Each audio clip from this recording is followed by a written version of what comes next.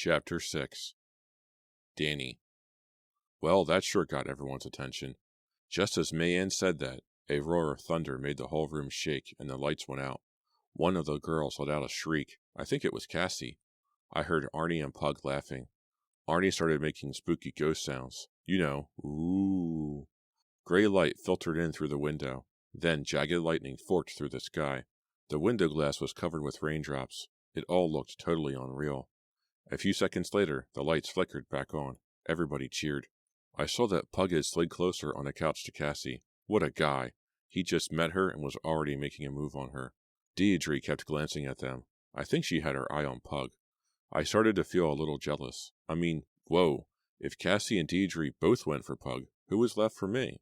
Lindsay had her arms crossed tightly in front of her. She was pretty tense.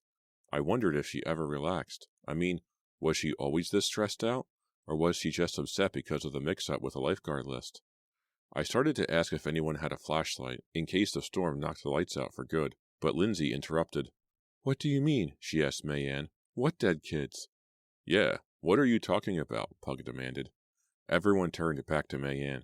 She was wearing baggy white shorts, and she had her long legs crossed. I go for tall girls. I mean, I think they're really sexy. But I wasn't sure about Mayanne. Sometimes my first impressions can be wrong, but I thought there was something strange about her, something cold and unfriendly. This club is cursed, Mayanne said in a low voice. She narrowed her eyes. It's a bad luck place? Everyone was staring at her now.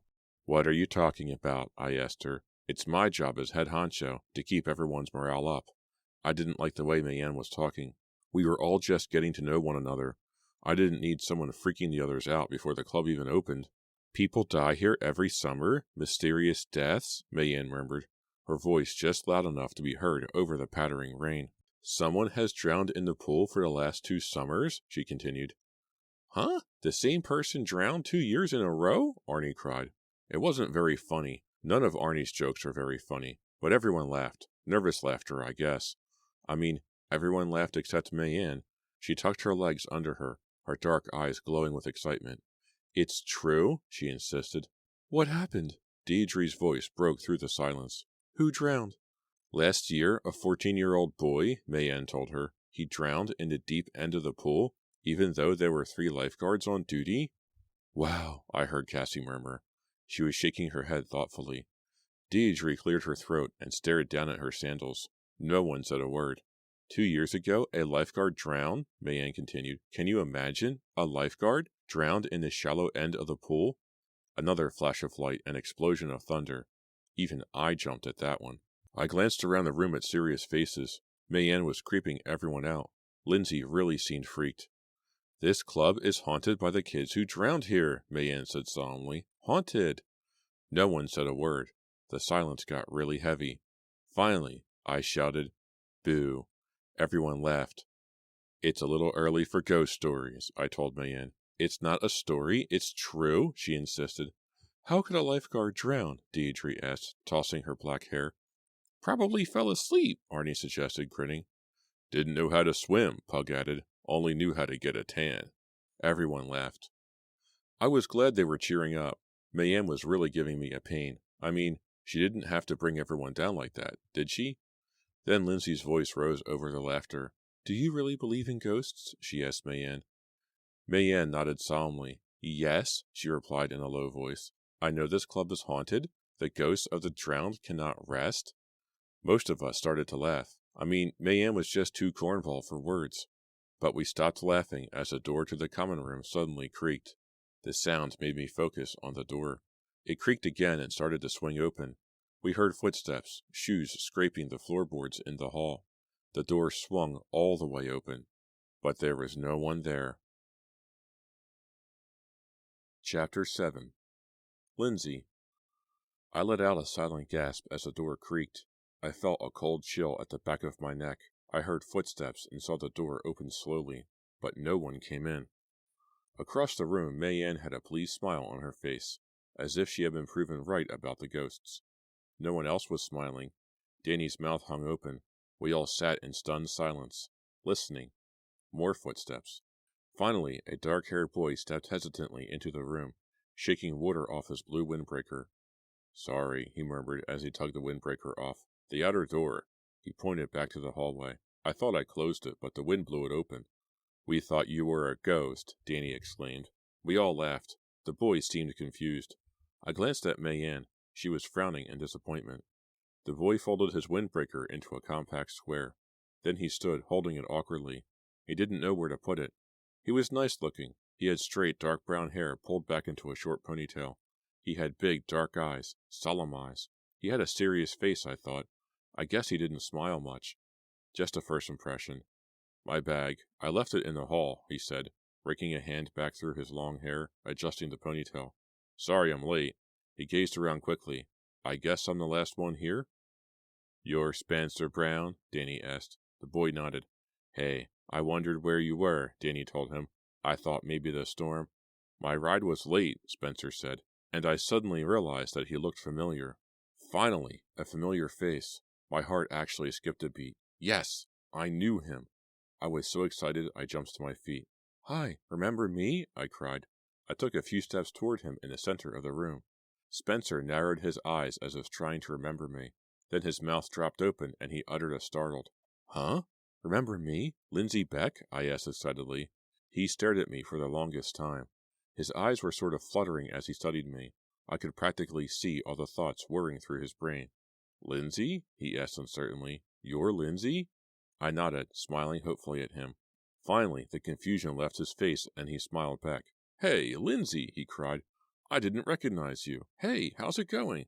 You're back for another summer? Yeah, I just can't stay away from the place, I exclaimed. I felt really happy that someone knew me. I turned to Danny. He was smiling too. So, what's up? I asked Spencer. He shrugged. Not much. Some storm, huh? Yeah. Danny made his way over to Spencer and started introducing him to the other lifeguards. Spencer repeated each name, trying to memorize it. Suddenly, a guy in a yellow slicker came bursting into the room. Yo, Pete, Danny cried. I realized it must be Pete, the club's athletic director. He looked about 20, short and kind of stocky. His cheeks were red. He had tiny, round blue eyes like little marbles. He wore his light brown hair in a short flat top. He bustled into the room, walking very fast, shaking water off his yellow slicker. I had to chuckle to myself. Pete looked like a big duck. Hey, people, how's it going? He greeted us. He smiled at Mayanne. Everybody here. Everybody happy. Everybody dry. He talked rapidly, without taking a breath, and he didn't give anyone a chance to reply. You people have to help me out this year, he said, tossing the yellow slicker over the desk. It's my first year too, you know. Everyone clustered around Pete and tried to talk to him at once. I hung back, standing near the window. I realized I had never met him. Okay, people, Pete said, motioning with both hands for everyone to stop chattering at once. Everyone get shift assignments. Did Danny get to that yet? Everyone get their assigned rooms. 2 to a room, right? No, not boy, girl. Everyone laughed. Arnie. Who's your roommate? Pete demanded, pointing a stubby finger at Arnie. His mother, Pug yelled. More loud laughter. Arnie, red-faced, playfully shoved Pug. Spencer is Arnie's roommate, Danny announced, his eyes on Spencer. I didn't get a chance to break the news to him yet. Ha ha, Arnie said sarcastically. That's real funny, dude. So, it's you and Pug, Pete asked Danny, pulling a clipboard out of the desk drawer. Yeah, Danny replied, and Cassie and Deidre. They're in the big room. The suite, Pete said, grinning at the two girls. Suites for the suite. Everyone groaned. And then there's Mayanne and... Danny stopped. He suddenly remembered me. He tugged at Pete's clipboard. Can I see that? We have a little mix-up. He glanced at me. I was still standing by the window. The lightning and thunder had stopped. The rain was soft and light now. I watched Danny tell Pete about me. They kept raising their eyes to me, then gazed down at the clipboard as they talked. Finally, Pete came hurrying over to me, smiling, his tiny blue eyes studying me. Lindsay. Hi, I'm Pete. He shook hands with me. His hand was still wet from the rain. You seem to have dropped off the list, Pete said, holding up the clipboard and studying it again. When did we talk? In the fall? In the spring? I don't remember, I stammered. I don't either, he said, scratching his short flat top. But I had to interview you. I hired only people I interviewed. I'll have to check your file, I guess. I got my ID card, and I wasn't sure what to say. Why didn't I remember talking with him? Why didn't I remember any interview? I was a lifeguard here last summer, I told him, and I— Hey, a veteran, Pete exclaimed, grinning at me. Maybe you should have my job. No, I don't think so, I replied awkwardly. Glancing over Pete's shoulder, I saw Spencer's dark eyes trained on me. Sorry about the mix-up, Pete was saying. I always do 10 things at once, and sometimes I mess up. He glanced down at the clipboard. Weird, he muttered. I really don't have a place for you, Lindsay. I swallowed hard. I had a heavy feeling of dread in the pit of my stomach. You don't? I stammered. But I— Pete eyed me suspiciously. You've passed all your life-saving tests. I nodded. Yeah, 2 summers ago. He rubbed his chin again. I should remember you, he muttered. Weird. Weird. He gazed at the clipboard, then turned to Danny. Lindsay can be the alternate, he told Danny. That girl from Sheffield canceled out on us. Got a better offer, I guess. Is that okay with you? Danny asked me. I breathed a sigh of relief. They weren't going to send me home. Great, I exclaimed. You mean I just fill in when I'm needed? Don't worry. With this crew, you'll be needed, Pete said dryly. She can room with Mayanne, Danny suggested. He glanced at Mayanne, who was standing by the couch, braiding and unbraiding short strands of her auburn hair. Unless Mayanne has a ghost she wants to room with, Danny joked. You're so funny, Mayanne said, scowling. Remind me to laugh later? So you're set, Pete asked me. I'm set, thanks, I replied. Have a good summer, Lindsay, he said, turning to the others. Almost dinner time, you guys. I assume you've already checked out where the dining room is. He pointed with a clipboard to the swinging half door at the end of the common room. Pug, you putting on weight. Is that a roll of flab or what? Hey, no way, Pug cried angrily. You know I work out every day, Pete. Every day. I'm going straight to the weight room after dinner. If you'd like to go one-on-one with me. I might just do that, Pete replied, his blue eyes twinkling. I've been pumping up too, Arnie broke in. Pete made a face. Arnie, please, not before dinner. Keep it to yourself, okay? Most everyone laughed. Hey, I'm serious, Arnie protested. I'm small, Pete, but I'm all muscle. Really? I've got to run, Pete said, grabbing up his yellow rain slicker. Remember, people, 9 a.m. tomorrow. That's when we open. This rain is supposed to blow out of here by then, so we will be opening. You've got your shift assignments, right? And I need to talk to you, Cassie said, stepping in front of him, blocking his exit. Cassie, looking good, Pete said, grinning. I saw Mayanne frown across the room. I really don't like the kiddie pool in the morning, Cassie complained in her hoarse whisper. I need something a little busier, to wake me up. Well, Pete hesitated. Danny drew up the assignments, Cassie. She turned to Danny. Maybe someone could switch with me. Maybe Deidre could do the kiddie pool in the morning. Hey, no way, Deidre protested. I was surprised by how angry she sounded. It was pretty obvious that Deidre didn't like Cassie very much. She had been glaring at Cassie all afternoon. I think Deidre was definitely interested in Pug, and I think she was upset that Pug was interested in Cassie. I'll check the schedule, Danny promised Cassie. Maybe we can switch off on the kiddie pool. That seems to satisfy Cassie. Pete hurried out, his yellow rain slicker flapping behind him. I was feeling a little better, more like I belonged. I had looked forward to this summer for so long. I had looked forward to coming back to the club, to having a great summer. I didn't want anything to spoil it. I turned and gazed at Spencer. He was talking to Mayanne. I studied him, trying to remember him. Spencer Brown. Spencer Brown. What do I know about him? I asked myself, searching my memory. Spencer Brown. Spencer Brown. I stared hard at him, at his oversized white t-shirt pulled down over black denim cutoffs, at his dark eyes, his serious expression as he listened to Mayanne. I stared hard at Spencer, and realized with a sinking feeling that I didn't remember a single thing about him. Chapter 8. Mouse. Hey, Terry. How's it going? Yeah, it's me, Mouse. I'm here, Terry. I'm here at the North Beach Country Club. Do you believe it? You don't have to answer, Terry. I know you're dead. But I had to call you anyway. I had to tell you I made it. I'm a lifeguard. Yeah, they gave me a whistle and everything. I know you're there, Terry. I know you can hear me. I know how happy you are for me. I'm doing it for you. You know that, right? I told you that. It's raining now. Can you tell that it's raining, even though you're dead? Can you feel it in the ground? Can you hear it, Terry? It's raining now, but the pool is going to open tomorrow. I'm in my room, Terry. I'm in the Lifeguard dorm. Yeah, it's okay. Better than okay. The room's real nice. I've got my own bed and my own desk. I've got a roommate, too.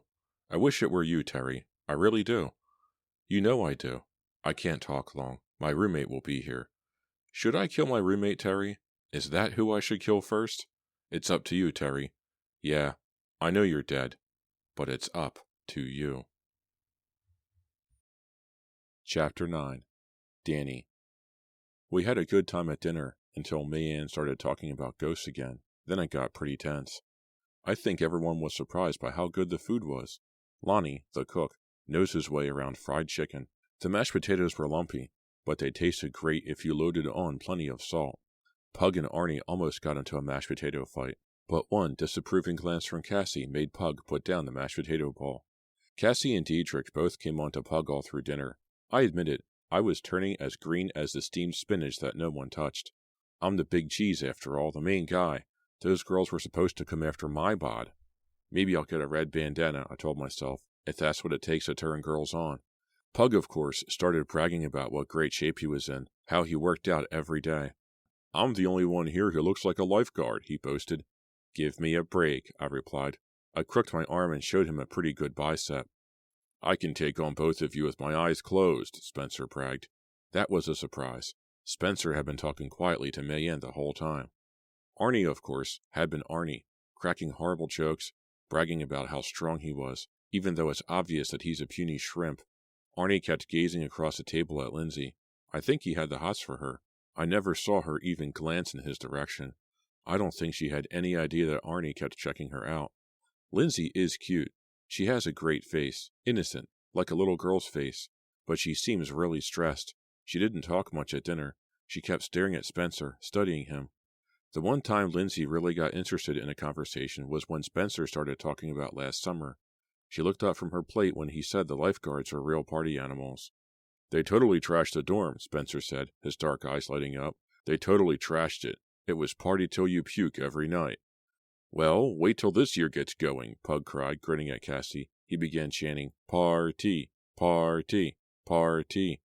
Cassie got up and tended the fire, poking the logs, making the red embers leap into flame. I couldn't believe she wanted a fire. It is the end of June after all. But Cassie insisted she was cold and wanted a fire. There is a good supply of logs and kindling next to the fireplace, so why not? I started on my third helping of chicken and mashed potatoes. The stuff was good. Back home, both my parents worked, so we usually ate takeout, McDonald's or something. I kept thinking it was funny I had to come to a club to get a home-cooked meal. When Cassie got back to the table, her face red from leaning close to the fire, Spencer was still yakking about how great last summer was. Suddenly, Lindsay interrupted with a question that stopped the conversation dead. Were you on duty when the 14-year-old boy drowned? She asked Spencer. He practically choked on his iced tea. No way, he replied, getting a real solemn expression on his face. He shook his head. I wasn't there, Lindsay. I wasn't even at the club that day. I only heard about it. It got really quiet in the room. The only sound was the crackling of the fire in the stone fireplace. Did anyone talk about the ghosts? Lindsay asked Spencer. Spencer acted confused. Ghosts? Did anyone see anything weird? Lindsay continued. She was nervously tapping the table with her fork. I mean, did any of the lifeguards see a drowned girl in the pool or anything?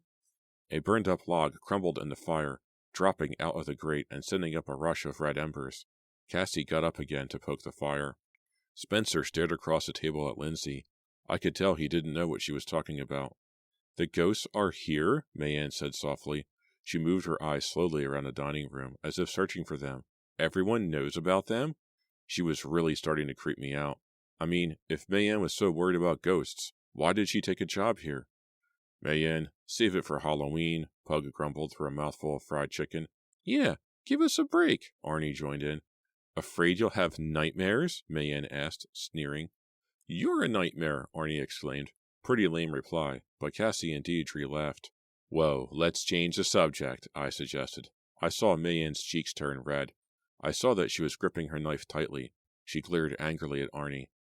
You think you're a real funny dude, don't you? But kids have died here, and their spirits haven't left? Arnie opened his mouth to reply, but a scream made him freeze. I practically fell out of my chair. I turned toward the fireplace to see who had screamed. It was Cassie, her face red in the light from the fire.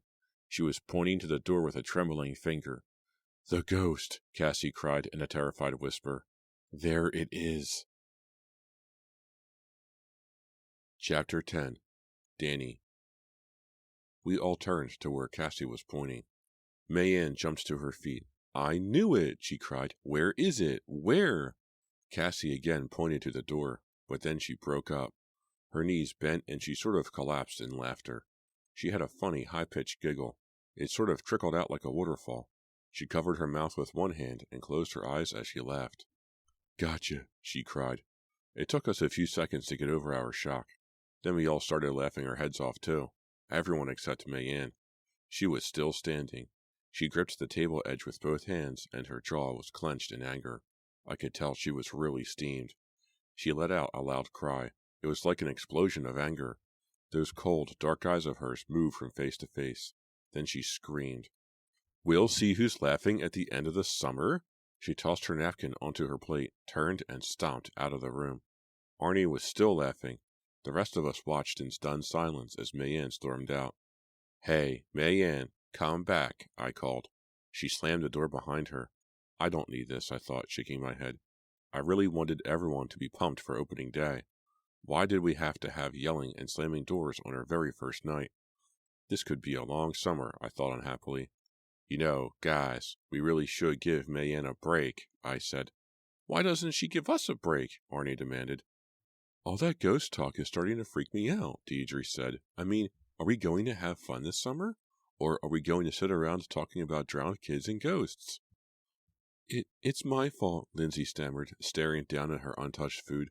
"I shouldn't have asked Spencer." Her voice trailed off. Cassie was still poking the fire. "Mayanne has a really short fuse," she murmured. "She can't be serious about all that ghost stuff, can she? I mean, whoa, where's her sense of humor?" "Hey, Lonnie, what's for dessert?" I shouted into the kitchen. I was desperate to change the subject. I was actually glad when Spencer and Pug started arm wrestling down at the far end of the table. Everyone began cheering and urging them on. "Hey, I'll take the winner," Arnie cried. Everyone laughed, but I could see Arnie was serious. "I'm stronger than I look," he insisted. "I can beat anyone here. I'll take you all on one by one. Really?" "You can't beat me," Cassie called to Arnie from the fire. She grinned and crooked her arm to make a muscle. "I want the winner," Arnie insisted, ignoring her. I really couldn't believe him. Did he really think he was some kind of awesome power dude? Didn't he know he was a shrimp? Pug or Spencer could crush him like a bug. Arnie was so eager to prove he was a tough dude, it was funny and sad at the same time. I took a long drink of my Coke and stood up to get a better view of the action. Pug and Spencer were just goofing off at first. Laughing, Pug deliberately fell off the chair. Then Spencer offered to arm wrestle him with just one pinky finger. At first it was all in fun, but then they started in for real, and it got pretty intense. Spencer's dark eyes narrowed in concentration. I could see his jaw working, his teeth clenched. Pug tore off his bandana and tossed it to the floor. As he pushed against Spencer's arm, beads of sweat glistened on his broad forehead. The room grew totally silent. Spencer took an early advantage. With a low groan, he tilted Pug's hand down close to the table. Pug's face got all twisted from his effort. With a burst of strength, he pushed Spencer's hand straight up. They were even for a few seconds, both of them straining, both sweating. They're starting to take this a little too seriously, I thought. One of them should give in. Pug let out a roar and took the advantage, pushing against Spencer's hand. Pushing. Spencer's arm started to tilt down. "Give up, Spencer," I silently urged. "Please, end it." Pug pushed harder. Spencer's hand was forced down. Down. The room was so silent. Then the silence was broken by a loud, sickening crack, and Spencer's face went white. Chapter 11. Lindsay. Ow. When the horrible crack cut through the air, I was so startled I bit my tongue. Down at the end of the table, Spencer went as white as a sheet. His hand dropped lifelessly to the table. Pug's eyes practically bulged out of his head. Sweat rolled off his forehead. His mouth dropped open. No one made a sound. Then, Once again, Cassie's high-pitched giggle broke the silence. With a surprising gasp, I turned and saw that Cassie was holding out 2 pieces of broken kindling. Crack, crack, she said, laughing. She gestured with the 2 halves of the kindling. Oh, wow, I heard Deidre cry out. Cassie strikes again. It took me a long while to figure out that Cassie had cracked the stick in half, that the sound hadn't been made by Spencer's arm. What a hoot! Spencer was still breathing hard. His dark eyes were dull and lifeless, but the color started to come back to his cheeks. Pug laughed and slapped the table. I think he was relieved that he hadn't broken Spencer's arm. We all laughed, nervous, relieved laughter. Aren't I a devil? Cassie asked, grinning coyly as she returned to the table. Spencer shook his arm. He examined his hand. I really thought you broke my arm, he told Pug. I was just waiting for the pain to come. I couldn't figure out why there was no pain. Cassie is the pain, Arnie joked. You guys were getting too serious, Cassie replied. I had to do something. Hey, I want a rematch, Spencer told Pug. You lost, man. I had you beat, Pug insisted. Cassie helped you win, Spencer said heatedly. I could have taken you. He turned to Cassie. I owe you one. I'll get you, Cassie. Really. Oh, I'm shaking, Cassie exclaimed sarcastically. My turn, Arnie insisted. He tried pushing Spencer out of the way. Come on, guys. I called winners. Pug looked at Arnie as if he were a piece of decayed meat. In your dreams, Pug told him. Everyone laughed. Arnie leaned over Pug menacingly. You chicken? Come on, dude. You chicken? I cried out, startled, as Pug jumped to his feet. He reached out and lifted Arnie off the floor. How about some basketball? Pug cried. I saw where he was going. He was carrying Arnie to the tall metal wastebasket. Put me down, man, Arnie screamed, thrashing his arms frantically. Here comes a 3-point shot, Pug cried. He stuffed Arnie into the wastebasket. Everyone cheered. Nice shot, Pug, Cassie cried. But you forgot to dribble him. Deidre was shaking her head. Spencer was still rubbing his wrist. I could see an impatient expression on Danny's face. I think he could see that things had gotten out of control. Hey guys, how about dessert? He called. I decided to skip dessert. My head was spinning. From all the new faces and all the talk and laughter, I guess. I told everyone good night and hurried down the long hall to my room. I wanted to see if I could cheer up Mayanne. She was obviously sensitive. The guys would have to stop teasing her so much. I crept quietly into the room in case Mayanne had gone to bed. The room was nearly dark. A small reading lamp was lit on her bed table, the only light in the room. Mayanne? I called quietly. She wasn't there. I glanced in the bathroom. She wasn't there either. Maybe she went out for a walk or something, I thought. I started toward the phone, but stopped when I saw Mayanne's dresser top. Oh! I let out a low cry as my eyes tried to focus in the dim light. The dresser was crawling with mice. Chapter 12. Mouse. They laughed at me, Terry. Yeah, it's me, Mouse. I'm not calling too late, am I? I guess it's never too late for you, huh? Since you can't hear me anyway. Well, they can't laugh at you anymore, can they? But they laughed at me tonight. I don't care. I'm used to it. We're both used to it, right, Terry? Lifeguards think they're such hot stuff. They don't care about a person's feelings. They never cared about our feelings, did they, Terry? But it's all different now. All different. Know what I mean? For one thing, I'm one of them. I'm a lifeguard, too. But I already told you that, didn't I? What do you care if I repeat myself, Terry? You're dead. No, I'm not laughing at you. Really. I don't laugh at you. When I think about you, Terry, I don't want to laugh. I want to cry. Know what else is different? I'm stronger now. Yeah. No lie, I've been working out.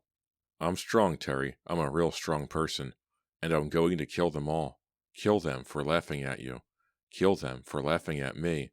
We'll see who's laughing when the summer is over. We'll see, Terry. You know what my main problem is? I can't decide which one to do first. Chapter 13. Lindsay. Ow!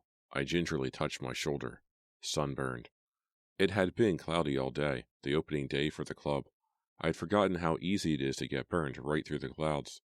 Feeling like a jerk, I headed to the bathroom and got some aloe lotion. As I searched the medicine cabinet, I thought about what a disappointing day it had been. The threatening clouds had kept all but a few hardy swimmers from the club. At noon, when I took over the kiddie pool from Cassie, there were 3 toddlers in it and no one at all in the big pool. Pug and Spencer looked funny. sitting up there on their high white platforms, staring down at an empty pool. Of course, Pug wore shades, even though it was as dark as evening, and he had his bandana wrapped around his forehead as always. Later, I saw him disappear down to the tennis courts with Cassie. He had his arm around her shoulders, and she snuggled against him as they walked. That was fast, I thought. I guess I was a little jealous. I mean, I wasn't interested in Pug, but I would have liked to have met a guy that fast. Seeing Pug and Cassie was the most interesting thing that had happened all day. The club was so quiet and empty. I think we all felt a little strange. It was like we threw a party and no one showed up. Everyone was quiet at dinner, too. No drama or arm wrestling competitions like our first night. Thank goodness.